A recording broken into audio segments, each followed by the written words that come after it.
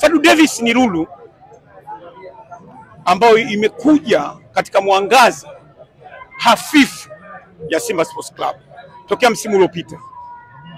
Fadlu Davis amechukua timu katika mazingira magumu na alisema anajenga timu. Ila alikuwa na kauli kama ulitaka kuisikia.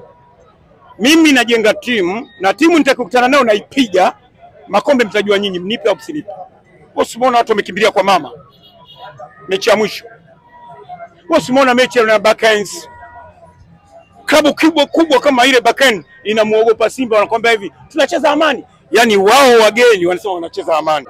Davis amesajili wachezaji, baadhi ya wachezaji ambao alipendekeza na wengine aliwakuta bado wapo, maka ikuchajiliwa timu mpya yote. Kwa hiyo kikosi cha Davis alichokisajili ni hazina, ni lulu loiweka ambayo kila mmoja akitengeneza ile dhahabu anatumia. Ndio.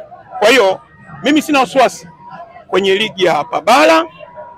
Japo ligi yetu ina mikunjo, lakini nafikiri baada ya uchaguzi mikunjo itaanza kurudi Januari. Kwa sasa hivi watu wote wako busy na chaguzi.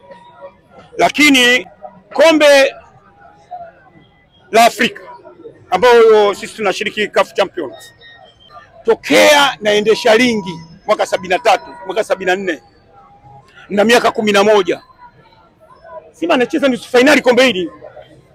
Asilio aliifuta Zamalek Simba, umeelewa, na kaingia makundi. Kuwa na wachezaji ma superstar Simba ni jambo la kwa nje, ni jambo la kawaida. Emmanuel Gabriel Batgol, tulikuwa na Edward Chumila Small Boy, tulikuwa na Marota Soma Paul Dagla, kina kaka Wemba wote wameumia hapa. Mechi za hapa tumejiandaa. Kama uliona alishafu ya mabadiliko katika mabodi na nini, tukaweka watu wa mpira. Hii imeangaliwa kwa jicho la ndani kabisa. Tukafanya rishafu. Wewe unamjua Babla? Babla unamjua? Swedi Mkwabi unamjua? Umjui?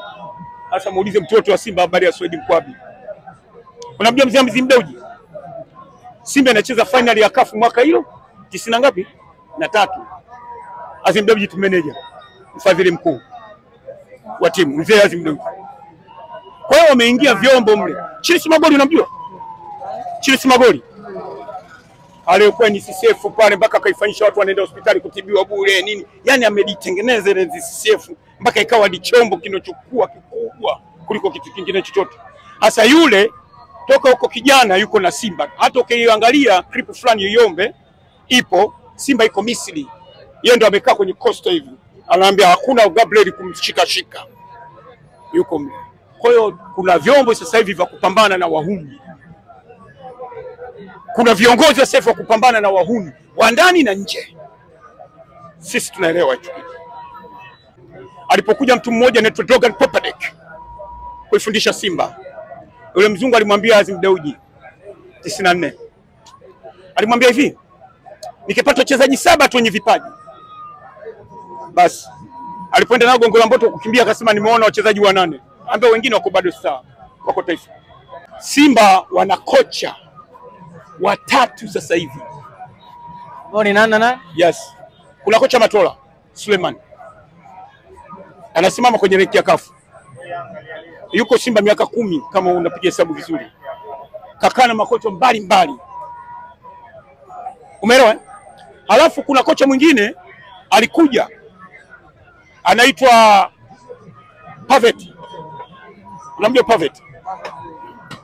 Sasa huyu amekuja kama vile wakati ule Simba inacheza na Zamalek kuania kwenda makundi. Tukamwita Twalibu Hilali kama manager. Kumsaidia nani? Marimu Agrisian. Pantev amekuja manager. Manager na makocha zaidi ya 3. Ana kocha Matola, ana kocha msaidizi, umeelewa? Kutoka alokuja naye kutoka Yugoslavia, kutoka huko nani Babane, amekuja na kocha wa makipa. Umeelewa? Meneja anamiliki benchi lote la ufundi kitaalamu na kusimamia mazoezi yote.